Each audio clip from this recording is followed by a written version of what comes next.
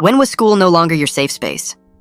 The classroom door slammed open, and a German Shepherd lunged into the room with 2 cops with hands on their weapons. "We have probable cause that someone in this room caused 20 overdoses to the local high school students," the bigger cop said, his badge reading Sergeant Scrim.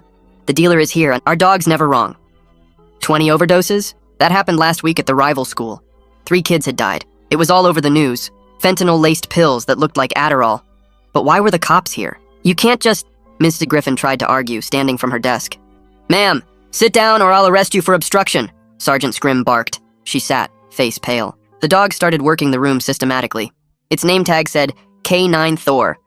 Every step deliberate, nose hovering inches from backpacks. Kids pressed back in their chairs as it passed, some lifting their feet like the floor was lava. Amy Johnson started crying silently. Darren Whitmore, who everyone knew sold grass behind the gym, was literally shaking, sweat dripping onto his test paper. The dog paused at his desk, sniffed twice, then moved on. Thor worked his way down my row. Judy, nothing. Harland, nothing. Then me. The dog stopped, circled my desk, sat down firmly, staring at me with those intense brown eyes. "That's the signal," the handler said, hand moving to his radio. "That's our guy. Positive alert." "What?" I stood up, my calculator clattering to the floor. The whole class was staring. "There's some mistake. Hands behind your back." Sergeant Scrim was on me in 2 strides. "I don't even drink," I protested as the cold metal cuffs clicked tight. "I've never touched drugs. Test me right now. I'll pee in a cup." "Save it for booking," the younger cop said. The bigger cop grabbed my backpack, dumped it onto Mrs. Griffin's desk. Books, calculator, protein bars, SAT prep guides, everything crashed down. My laptop hit the corner of the desk and the screen spiderwebbed, then went black. 4 years of saved money for that laptop. "Nothing here," Scrim muttered, sounding disappointed. He pawed through my things again, checking every pocket. "Check his locker," the younger cop suggested. "Dealers always have a stash spot." They marched me down the hall like a convicted criminal. Every classroom we passed, faces pressed against door windows. I saw my ex, Lauren, looking horrified, my basketball teammates confused. My locker combination fumbled in my shaking hands. 17-35-9. I'd had the same combination since freshman year, but suddenly couldn't make my fingers work. Scrim got impatient and shoved me aside, making me tell him the numbers. They tore through it like animals. Old tests fluttered to the floor. My lucky basketball shorts from when we made states. A moldy sandwich I'd forgotten about that made the younger cop gag. Nothing else. "Where is it?" Scrim grabbed my shirt, pulling me close. His breath smelled like coffee and cigarettes. "Where's your stash?" "I don't know what you're talking about. I study, I play basketball, I go home." "Nobody's that clean," the younger cop said. Thor was sniffing me again, going absolutely ballistic. Barking, jumping, the handler had to use both hands to hold him back. Whatever he had contact with it recently. "This is the strongest alert I've seen from Thor in 2 years. You're going to tell us where it is," Scrim said, shoving me against the lockers. "Those 3 kids who died? Their parents are planning funerals instead of high school graduations. You did that." "I don't even know anyone at the other high school," my voice cracked. "Car," Scrim said suddenly. "Where do you park?" "Blue section, but..." They dragged me through the main entrance. The whole school was watching from windows now. I could see phones pressed against glass, everyone recording my perp walk. This would be on everyone's IG within minutes. In the parking lot, they made me point out my car, the used Mitsubishi my parents got me for my birthday. Navy blue, dent in the bumper from when I was learning parallel parking. But Thor walked right past it like it didn't exist. Instead, the dog lost its mind at a white BMW 3 spaces over. It practically climbed the door, barking and scratching like there were stakes inside. Thor was trained not to damage property, but he was fighting against that training. "Open it," Scrim demanded, pulling me toward the BMW. "I can't." "Don't play games. Open the car. I literally can't." "Kid, you're looking at 20 counts of involuntary manslaughter. Life in prison. The death penalty is on the table in this state for fentanyl deaths. Open this car." My hands were shaking so badly I could barely get my keychain out. I pressed the unlock button on my car fob. My Mitsubishi beeped and flashed its lights. The BMW didn't move. "Wrong button?" Scrim grabbed my keys, started pressing every button. Lock, unlock, panic, trunk. My Mitsubishi went crazy, honking, flashing, chirping. The BMW sat silent and still. "Why won't your key work?" He screamed, frustration boiling over. His face was turning red, veins popping on his forehead. Thor was literally trying to eat through the BMW's door now. Whatever was in that car was more than just Darig's. Thing was, this BMW was my girlfriend's car. I could go free if I just told the cops so right now. I didn't want to snitch on her. But then Scrim turned to me. I'm done with you, and took out his handcuffs. The metal clicked around my wrists again, tighter this time, and Scrim grabbed my arm hard enough to leave marks. He pushed me toward the patrol car parked at the end of the lot, not caring when I stumbled over the curb.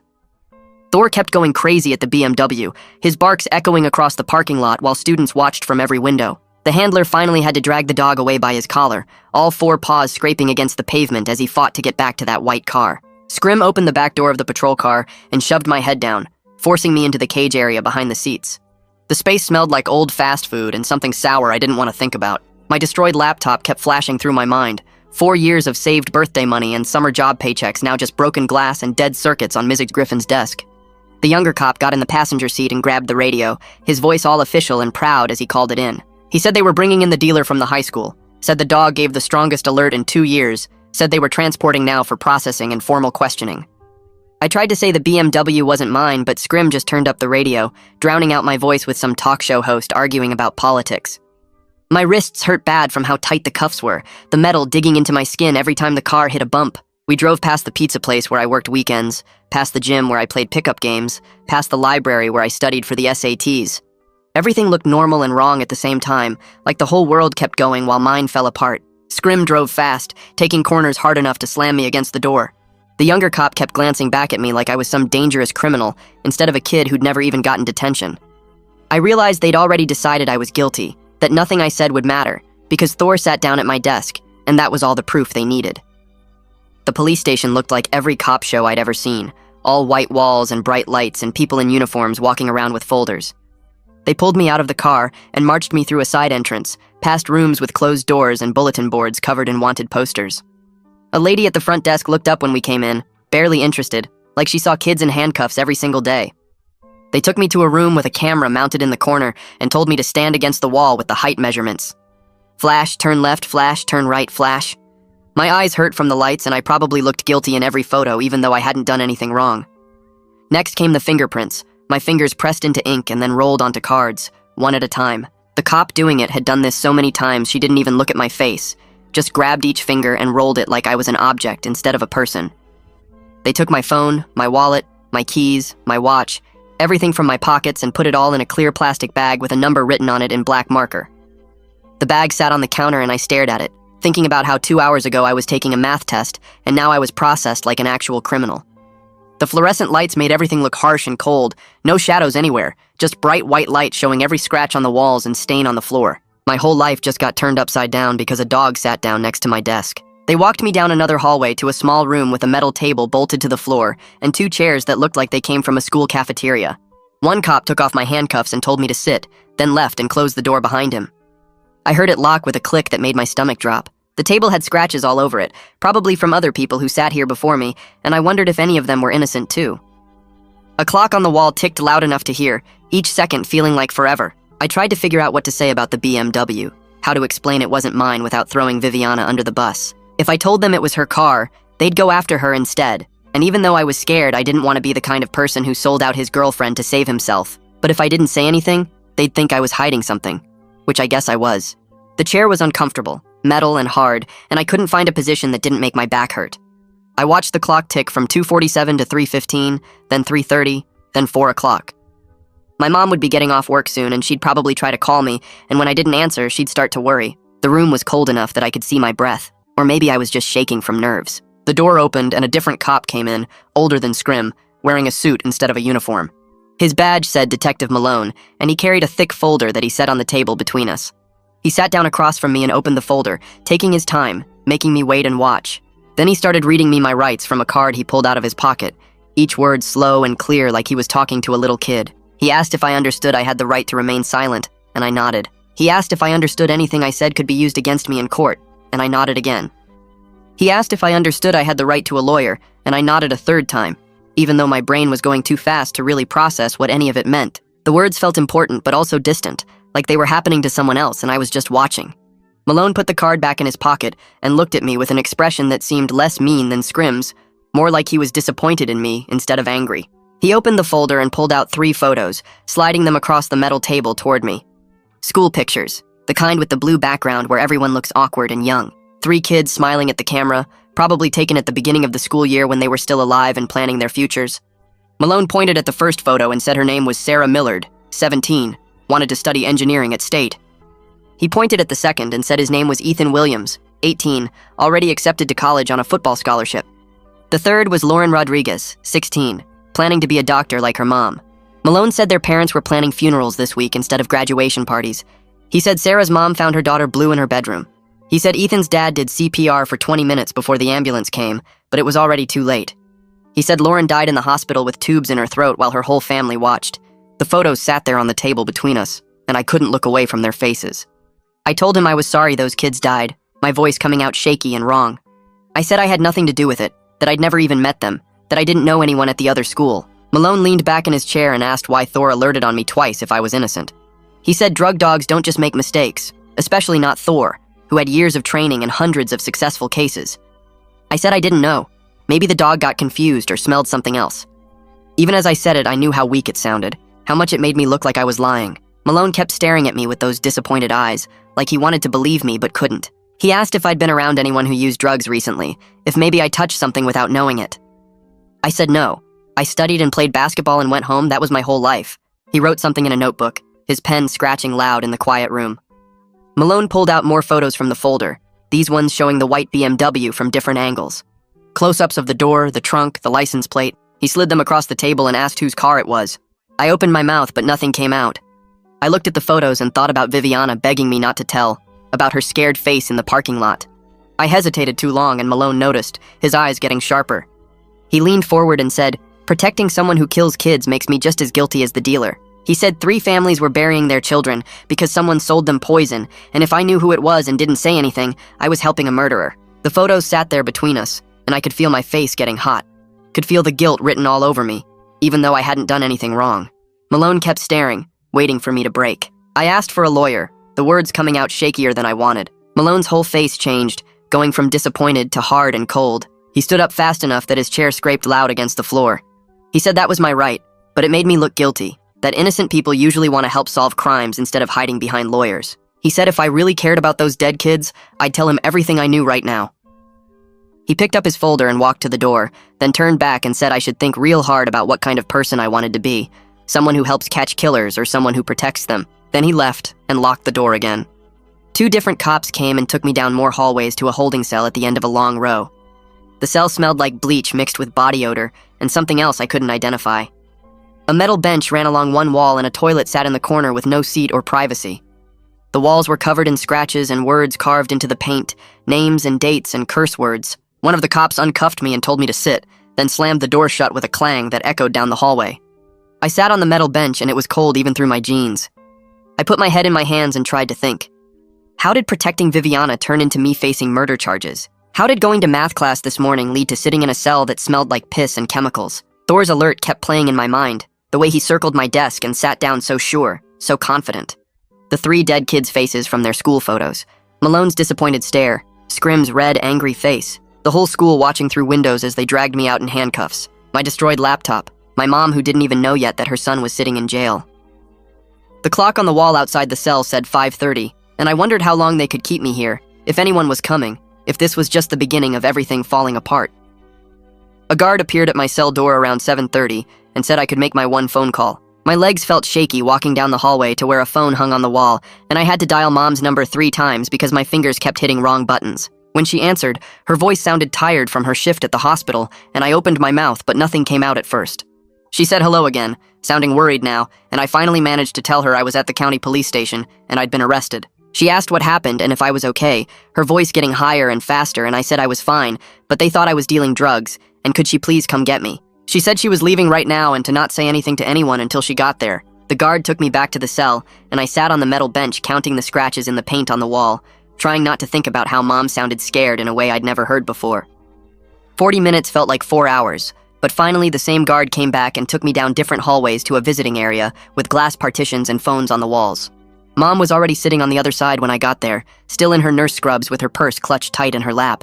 I picked up the phone and she immediately started talking, saying she was so glad I was okay and asking if they hurt me. I told her no, they just put me in a cell, and she closed her eyes for a second like she was praying or trying not to cry. Then her face changed and got harder, more determined, and she told me not to say anything else to anyone, not one word, until we got a lawyer. I nodded, and she asked if I understood how serious this was, and I said yes, even though I wasn't sure I really did. A desk sergeant came over and tapped on the glass, gesturing for Mom to come talk to him at the front desk. I watched through the partition as they talked, seeing her face go from worried to confused to pale. She came back to the phone and told me they were holding me pending charges, but hadn't formally charged me yet because the investigation was still going. I asked what that meant, and she said it meant I had to stay here unless they decided to let me go. She asked the sergeant something I couldn't hear through the glass, then turned back to me looking sick.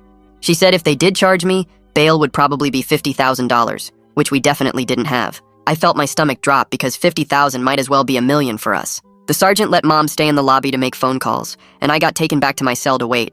I could hear her voice carrying down the hallway even though I couldn't make out exact words, just the tone of her talking to different people. At one point her voice got louder, and I heard her saying her son was a good kid, straight A's, basketball scholarship offers, never been in trouble once in his whole life. Hearing her defend me like that made my throat get tight. I put my head back against the cold wall and stared at the ceiling tiles, counting them over and over. Around 6 o'clock, the guard came back and said I was released to my mom's custody. He explained it was pending further investigation, which meant I had to stay available and couldn't leave the county. Mom had to sign a bunch of paperwork at the front desk, promising I would appear if they called me back, and I watched her hand shake as she wrote her signature. They gave me back my phone and wallet from the plastic bag, and Mom put her arm around my shoulders as we walked out to the parking lot. The drive home was mostly quiet except for Mom asking basic questions about what happened. I told her about the classroom raid, Thor circling my desk and sitting down, getting handcuffed in front of everyone, them dumping my backpack, and breaking my laptop, checking my locker, the perp walk through school, and the white BMW in the parking lot that Thor went crazy over. She asked whose BMW it was, and I said I didn't know, which was technically true since I didn't say whose it was out loud. She glanced at me like she knew I wasn't telling everything but didn't push it. When we got home, she made me sit at the kitchen table while she heated up leftover chicken and rice in the microwave. I just stared at the plate when she put it in front of me, not hungry at all. She sat down across from me and said we were getting a lawyer first thing in the morning, and until then, I wasn't to talk to anyone. She meant not friends, not Viviana, not anyone from the school, just keep my mouth shut completely. I nodded and pushed rice around my plate with a fork. She asked if I understood, and I said yes. She reached across the table and squeezed my hand, then told me to go get some sleep. I went to my room and lay on my bed still in my clothes, staring at my phone. It was blowing up with texts and notifications, everyone from the school messaging me or posting about what happened. I opened Instagram and saw at least 10 different videos of my perp walk, me in handcuffs being marched through the school with Scrim's hand on my arm. The comments were brutal. Half the people were asking what happened and if I was okay, but the other half had already decided I was guilty. Someone posted a poll asking if I was really a drug dealer and 60% voted yes. Another post showed a screenshot from someone saying they always knew I was sketchy, which was complete garbage since we'd literally never talked. I saw my basketball teammates commenting on different posts, some defending me and some staying quiet. I turned my phone face down on my nightstand, but I could still hear it buzzing with new notifications every few seconds. I couldn't sleep, just lay there replaying everything from the moment Thor sat down at my desk, to Scrim's red, angry face, to the sound of my laptop screen cracking. The next morning, Mom called in sick to work, which she never did. I heard her on the phone in the kitchen making calls about lawyers, her stress obvious in every conversation. We couldn't afford a private attorney, she kept saying, so did we qualify for a public defender, and how did that work exactly? She was on hold for a long time with different offices, and I heard her explaining the situation over and over. Finally, around 10 in the morning, she came to my room and said we'd been assigned a public defender named Meredith Bowden, who agreed to meet us at her office downtown that afternoon. We drove there in silence, Mom gripping the steering wheel tight. Bowden's office was in an old building with a tiny waiting room that had torn magazines on a coffee table. When Bowden came out to get us, she turned out to be younger than I expected, maybe early 30s, with dark hair pulled back and these sharp, tired eyes that looked like they'd seen too much.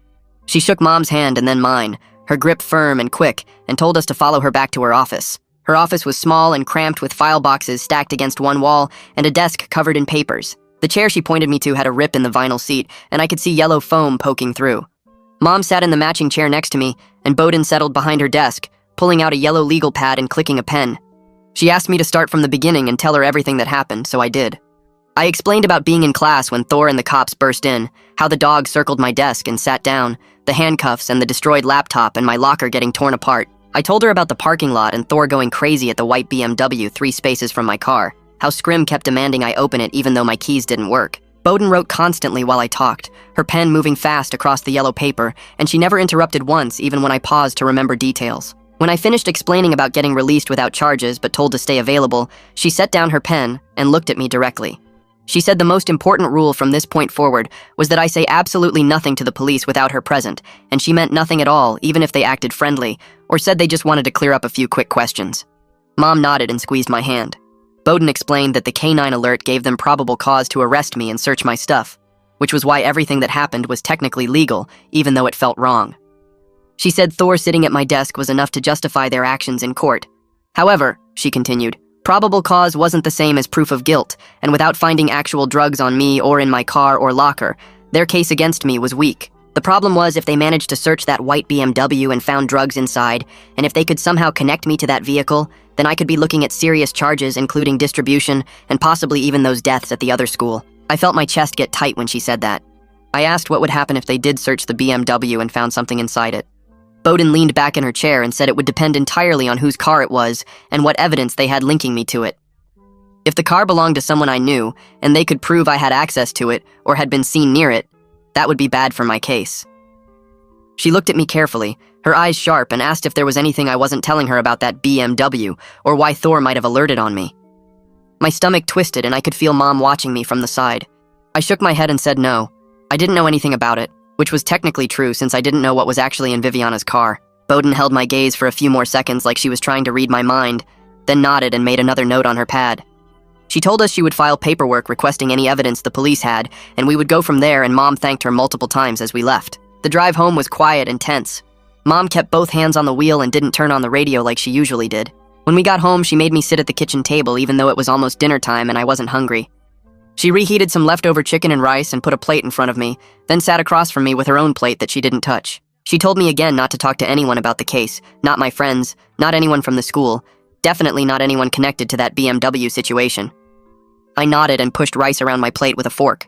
She asked if I understood and I said yes.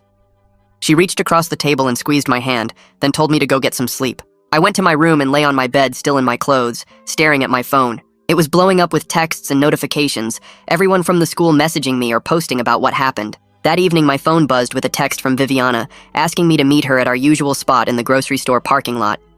I stared at the message for a long time, knowing Mom had just told me not to talk to anyone, but I needed to understand what was going on and why Thor had gone crazy at her car. I waited until Mom fell asleep on the couch watching TV, the blue light from the screen flickering across her face. Then I grabbed my keys and snuck out the front door as quietly as possible.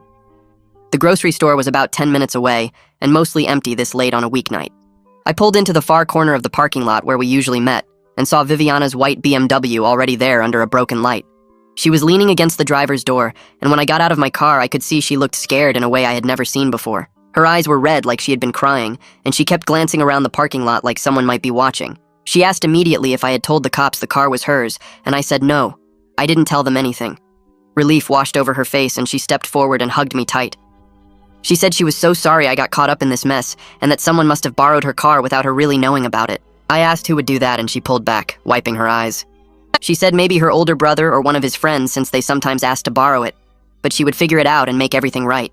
I walked over to her BMW and looked at it more carefully.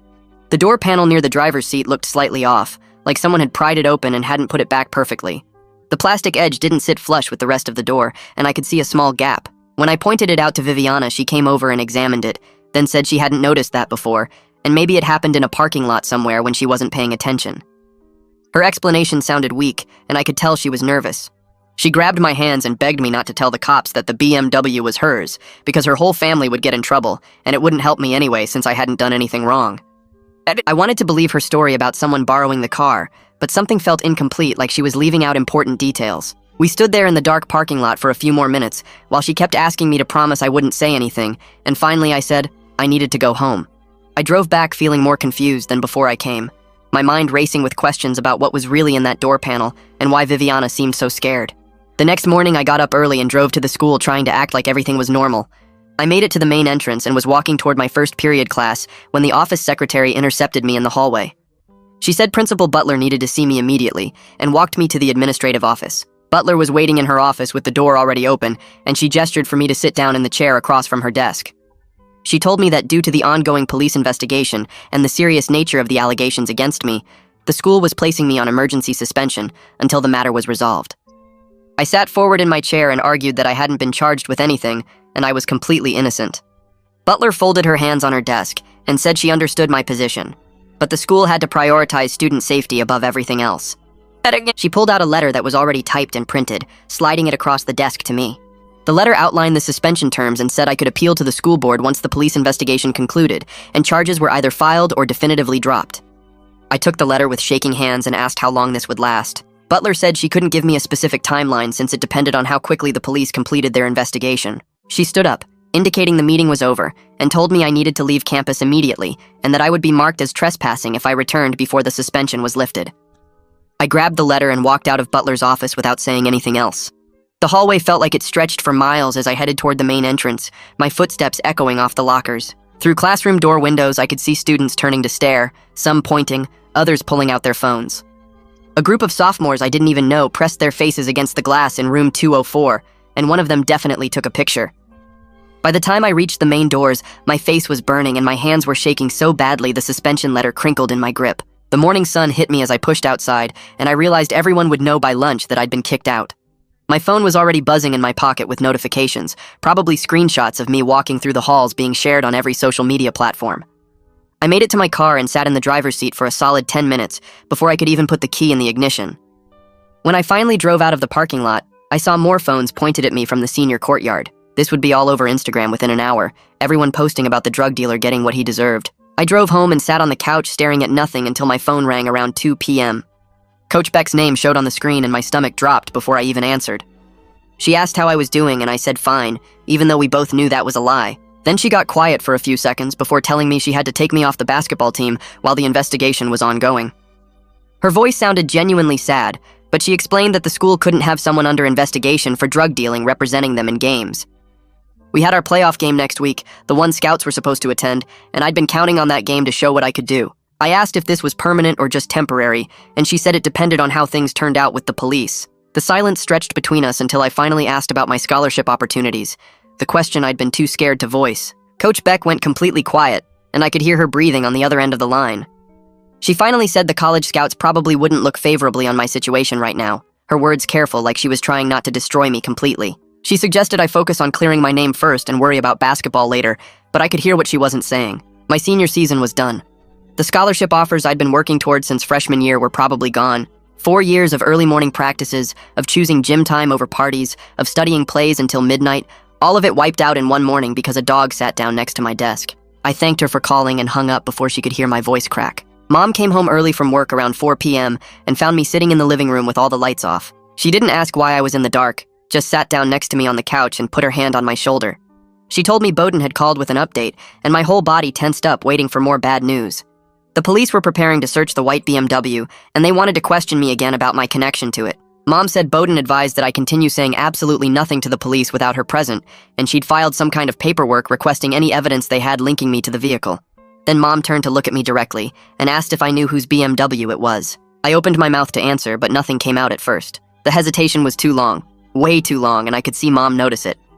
I finally said I wasn't sure, which was technically true since I didn't want to admit I knew it was Viviana's car. Mom studied my face for another few seconds before nodding slowly, but I could tell she didn't believe me.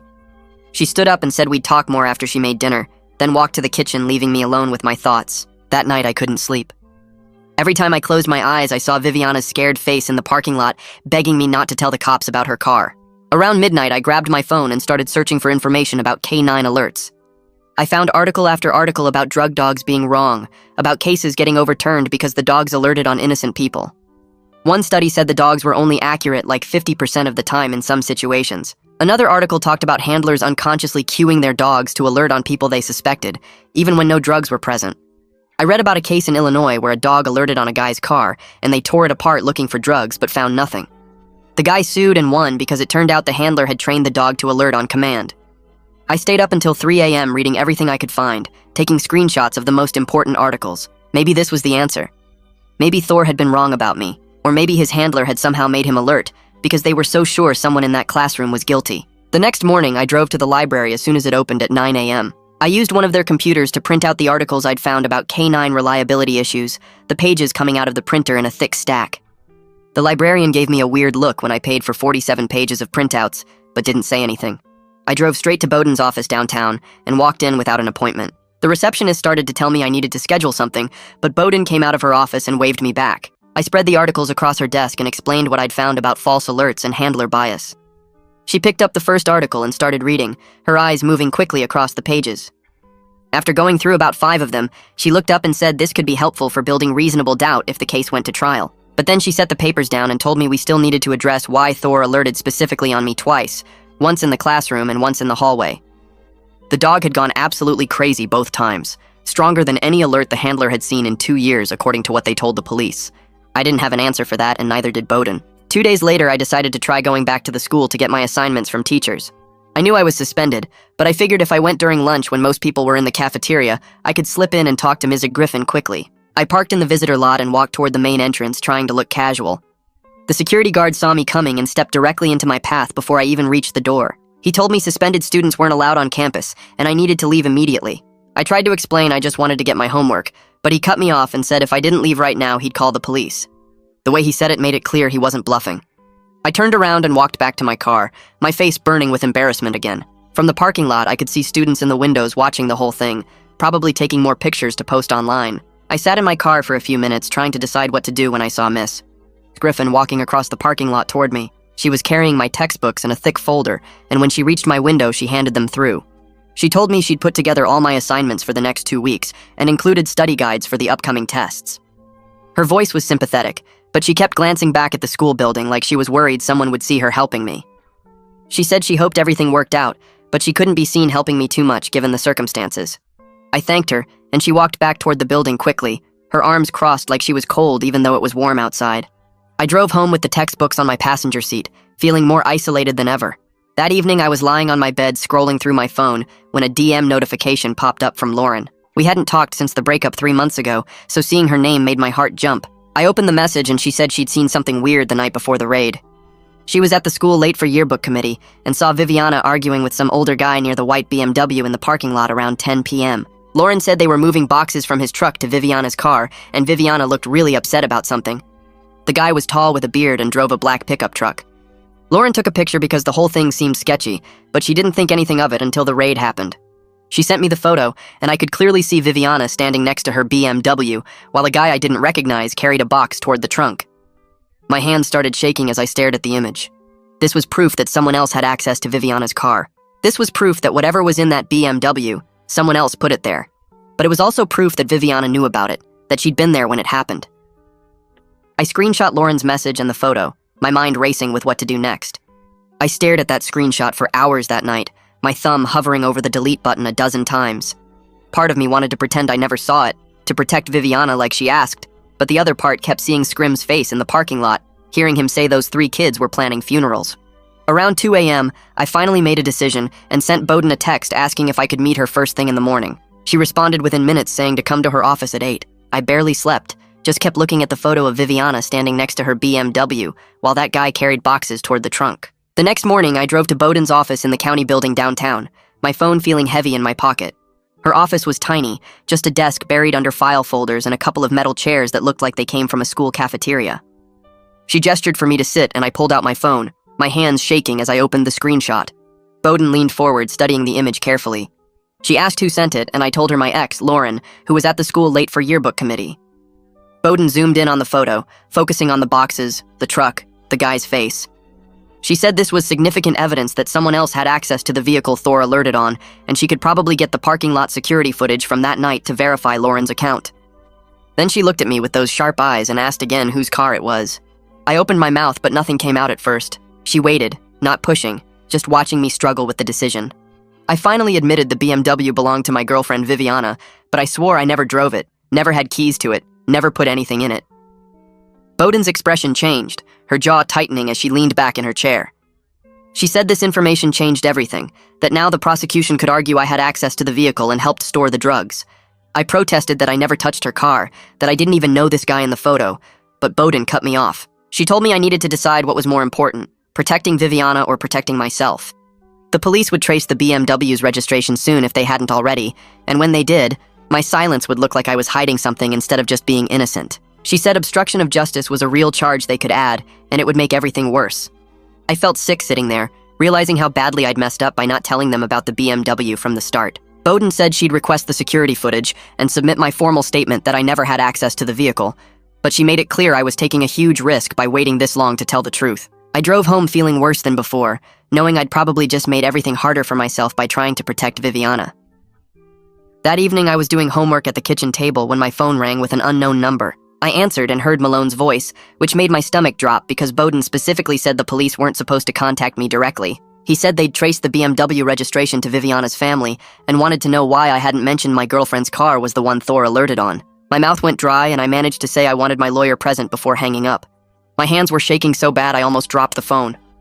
It rang again immediately, Malone's number flashing on the screen. I answered without thinking, and he said 3 kids were dead. Their parents were burying them this week, and I was protecting the dealer who killed them. He said that made me complicit in their murders, that I was just as guilty as whoever sold those pills. I hung up again and turned my phone off, my heart pounding so hard I could hear it in my ears. The next morning, I called Bowden as soon as her office opened and told her about Malone's calls. She was quiet for a long moment, and then she said a word I'd never heard her use before. She told me she was filing a formal complaint about Malone contacting me without my attorney present, and she'd make sure the judge knew about this violation. But then she said something that made my blood run cold. The police now had enough for a search warrant on the BMW, and once they executed it, everything would come out. She said I needed to prepare myself for what they might find, and what that would mean for my case. I spent the rest of the day in a fog, barely able to focus on anything. That night, I knew I shouldn't go to Viviana's house, but I had to talk to her, had to understand what was really going on. I drove there around 9 p.m. and parked down the street, my stomach in knots. When I knocked on her door, she answered with red, swollen eyes, her face streaked with tears. She pulled me inside quickly and said the police had come that afternoon with a warrant and searched her BMW. They'd found a hidden compartment in the door panel with pills and cash inside, and they'd taken the whole car as evidence. I felt like the floor dropped out from under me. Viviana grabbed my hands and swore she didn't know the compartment was there, that someone must have installed it without telling her. She said her older brother's friend Ethan had borrowed the car a few times over the past month, and he must have been using it to store drugs. I asked if she could prove Ethan installed it, and she shook her head, crying harder. She said Ethan was already known to the police for dealing, and he'd probably deny everything. I asked her the question that had been burning in my mind since the parking lot. Why didn't she tell me any of this before?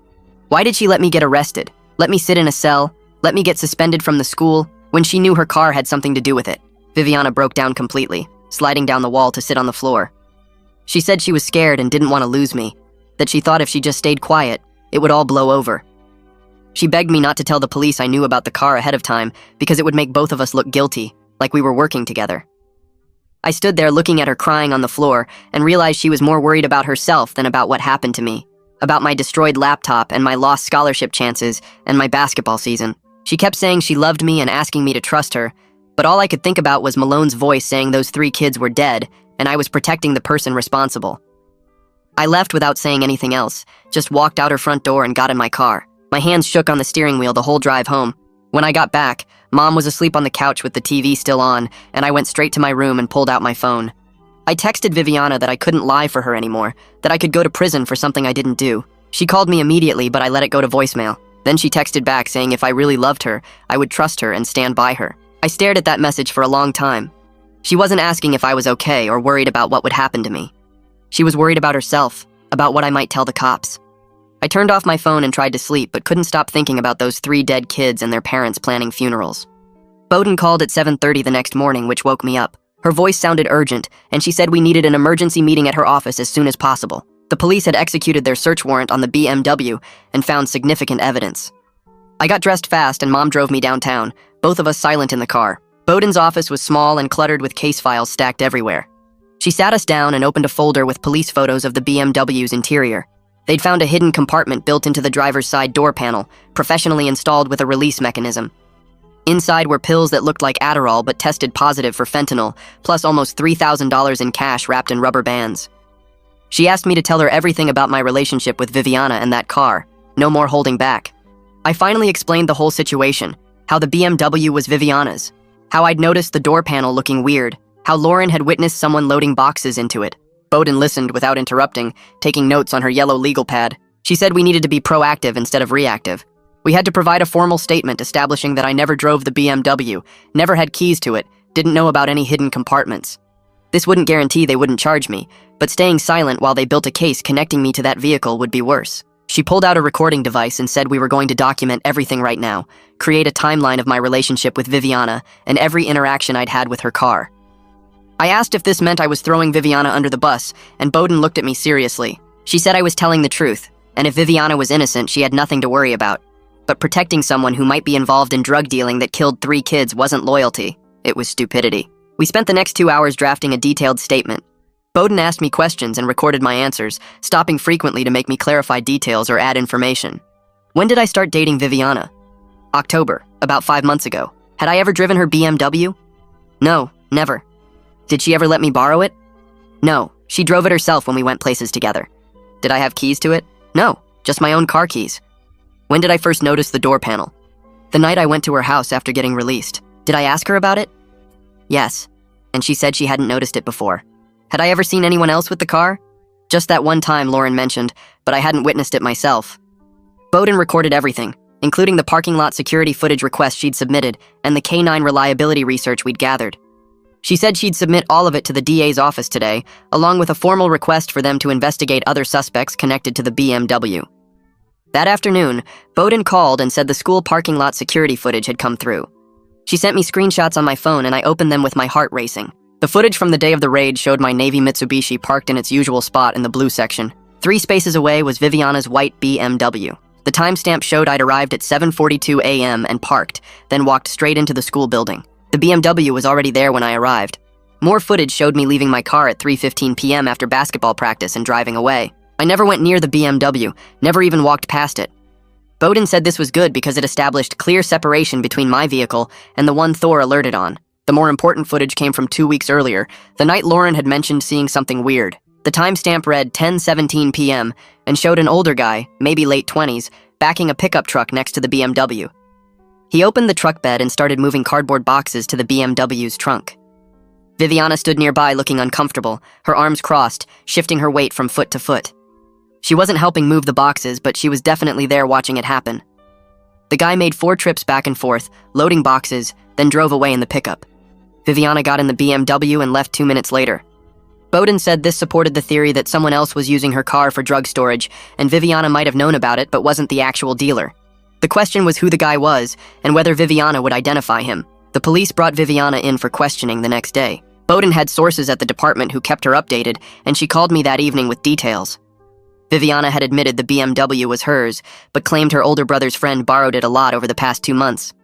She'd given them his name without much hesitation, some guy named Ethan who was already known to police for prior drug offenses, mostly possession and small-time dealing. Viviana told them Ethan said he needed to borrow her car because his truck was in the shop, and she'd let him because her brother vouched for him.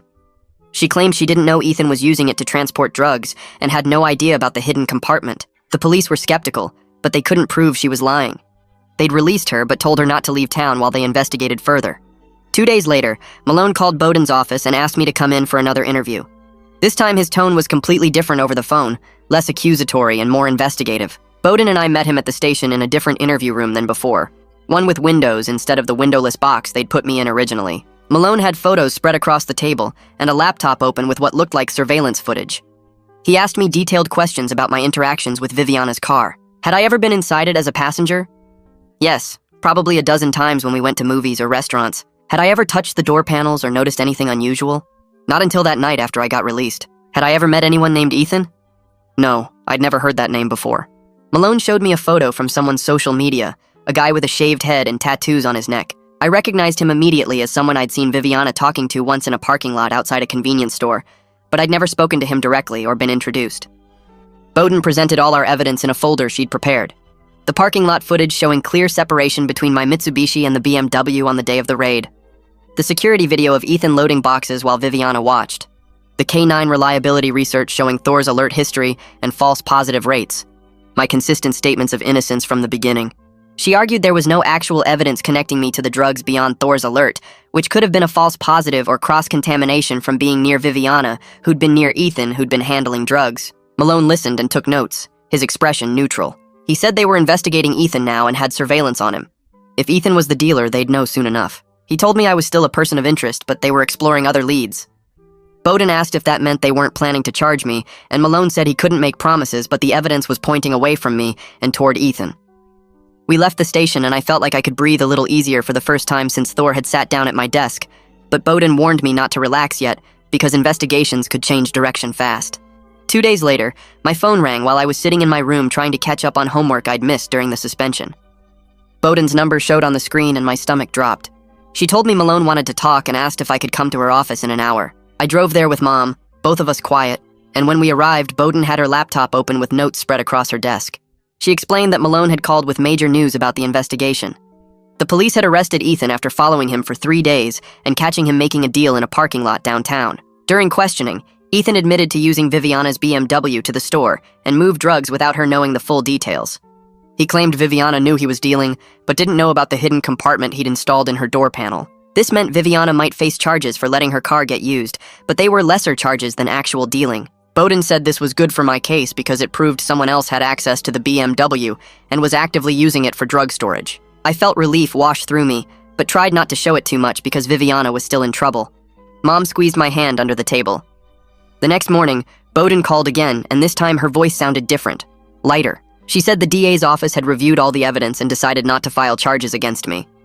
They didn't have enough proof connecting me to Ethan or the drug operation, and the parking lot footage plus Ethan's confession made it clear I wasn't involved. I could breathe for the first time in 3 weeks. Actually breathe without feeling like my chest was crushed. Mom started crying happy tears and hugged me so tight I thought my ribs might crack. Bowden warned us that this didn't mean everything was perfect, but the immediate threat of criminal charges was gone. I thanked her about 10 times before hanging up. Mom made my favorite dinner that night even though we couldn't really afford the ingredients, and for a few hours everything felt almost normal again. But the next day, Malone called me directly and his tone was all business. He said I needed to understand that not being charged didn't mean they thought I was completely innocent. It just meant they didn't have enough evidence to take me to court and win. If any new proof came up connecting me to Ethan or showing I knew about the drugs, they could revisit the whole thing and file charges later. He told me to stay out of trouble and keep my distance from Viviana and anyone connected to the case. I said I understood and hung up, feeling like the relief from yesterday had a crack running through it. Mom asked what he said and I told her, watching her face get worried again. She said we'd deal with whatever came next, but for now I should focus on getting back to normal life. Except normal life was gone, and I wasn't sure how to get it back. Principal Butler called me into her office 2 days after the DA's decision. She had papers spread on her desk, and her expression was serious but not angry like before. She said my suspension was lifted based on the DA's review, but there were conditions. I had to sign a behavior contract promising to follow all school rules, report any contact with law enforcement, and maintain good grades. She also said the incident would stay in my school record permanently, which meant colleges might see it when I applied. I'd be allowed back to class starting Monday, but I had to meet with the school counselor every week for the rest of the semester. I signed the contract without arguing, because getting back to the school was better than sitting at home watching my future disappear. Butler handed me a schedule for counseling appointments and told me she hoped I'd use this as a learning experience. I nodded and left her office feeling like I'd been given my life back, but with strings attached that would never fully go away. Coach Beck texted me that afternoon asking me to come by the gym. When I got there, she was in her office with practice schedules pinned to the wall behind her. She told me I was back on the team effective immediately, which made my heart jump. But then she said I'd lost my position as captain because of the disruption and the attention the whole situation had brought to the program. One of the other seniors would be captain for the rest of the season. I accepted it without arguing because honestly I was just grateful to play again. Being on the court was the only place where my brain stopped spinning with everything that had happened. She asked if I understood and I said yes. Then she told me practice was tomorrow at 3:30 and I better be ready to work. Walking out of her office, I passed some of my teammates in the hallway and saw disappointment in their eyes. They didn't say anything mean, but they didn't say anything at all, and somehow that felt worse. The following week, I heard through people at the school that Viviana had been charged with letting her car get used for drug dealing. It was a lesser charge than what Ethan got, not actual distribution, but it was still serious. Her lawyer got her into some kind of program where she'd do drug education classes, community service, and meet with a counselor who worked with people connected to drug cases. If she finished everything successfully, the charges might get reduced or even dropped completely. Part of me felt bad for her because she probably really didn't know about the hidden compartment. But another part of me was still angry that she'd asked me to stay quiet and protect her when I was facing way worse charges. I heard she'd dropped out of our school and was finishing senior year online to avoid all the attention and gossip. She texted me 3 days later asking if we could talk. The message sat on my phone for hours while I stared at it. She said she was sorry for everything and wanted to explain what really happened with Ethan and the BMW. She said she never meant for me to get hurt, and she understood if I hated her, but she just wanted a chance to tell her side. I typed out responses a dozen times and deleted them all. Finally, I just closed the messages app and didn't reply. I thought about everything that happened and realized that even if she didn't know about the hidden compartment, she knew enough to be worried when the cops showed up. She knew Ethan was dealing, she knew her car was involved somehow. And when things got bad, she chose to protect herself by asking me to stay quiet, instead of just telling the truth from the start. Maybe that made sense from her perspective, but it also meant she was willing to let me take the fall to save herself. I couldn't get past that. Mom and I met with Bowden one last time at her office to close everything out officially. Bowden had a folder with all the paperwork and copies of the DA's decision. She told us she was filing a formal complaint about how Scrim handled the whole arrest, especially the aggressive way he treated me in the parking lot and at my locker. She was also raising questions about Thor's reliability, since the dog had given such a strong alert on me when I had nothing to do with the drugs. The police department was supposedly reviewing their K-9 procedures because of the complaint, though Bowden said those reviews usually didn't change much.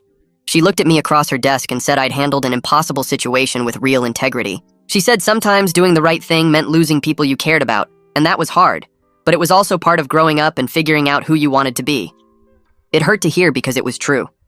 I'd lost Viviana, lost my captain position, lost my clean record, lost the way my teammates looked at me. But I also hadn't lied to protect someone who was willing to let me go down for something I didn't do. Bowden shook both our hands and said if I ever needed anything to call her. Mom thanked her about 50 times. Walking out of that office felt like closing a door on the worst 3 weeks of my life, even though I knew the consequences would follow me for a long time.